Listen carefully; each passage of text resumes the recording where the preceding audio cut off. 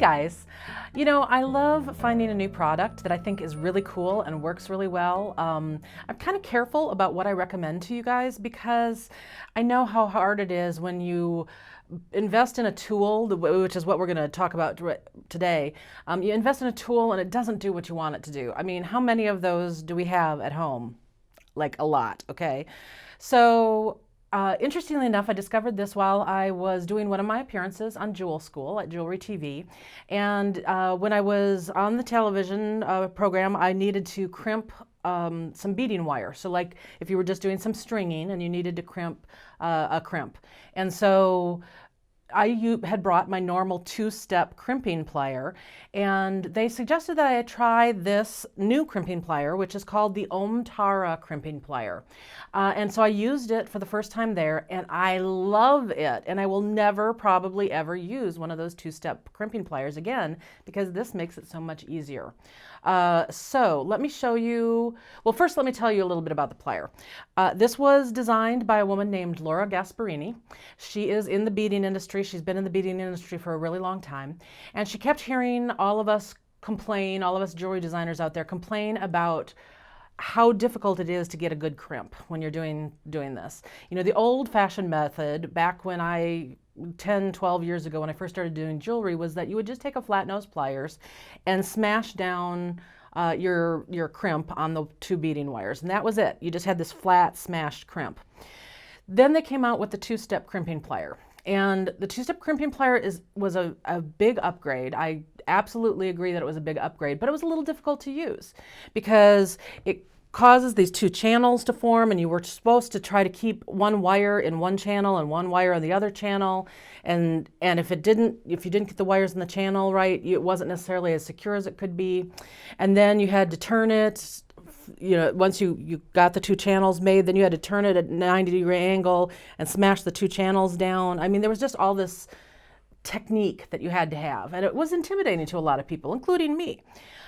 So with the Om Tara Crimper Pliers, she's taken all of that away, all the trouble of that.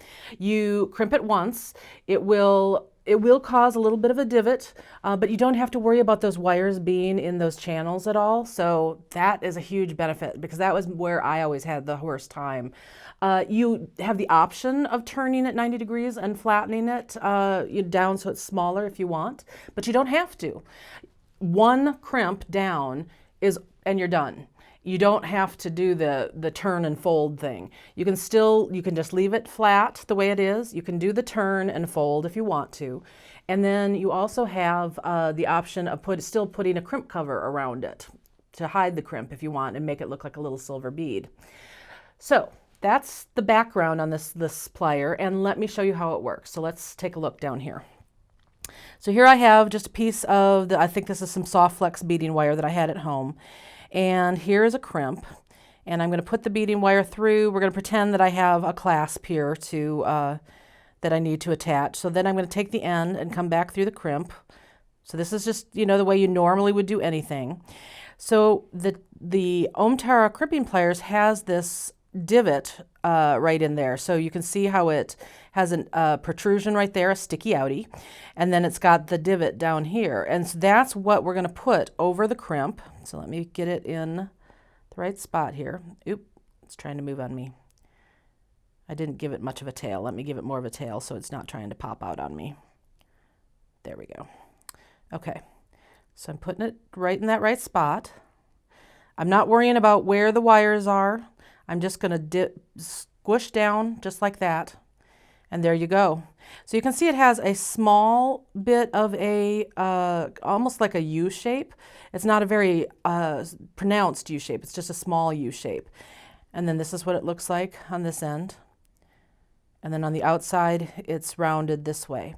So you can just totally leave it like that, and it is secure. This sucker is not coming off. If you want to, you can still do the turning it at 90 degrees. You put it right back in that same channel. And you have to be a little bit tricky. Actually, I need to do it like this so you can see, don't I? Like this, 90 degrees. There we go. And then you can fold it over. So then that makes it smaller. And you can get your crimper cover around it. This particular model that I have right here, do you notice this right up here at the tip? This is the crimping plier back here, but this tip is also a cutter. So look at this. Boom. I can cut my little tail off with the same tool. I don't have to take to put this down and go grab my other tool. I can just cut my extra little tail with the same tool. So I have just completely fallen in love with this, and this, I'm actually going to probably get rid of all of those two-step crimpers and just have this at my office for my employees and for myself, because I just think this is a superior tool.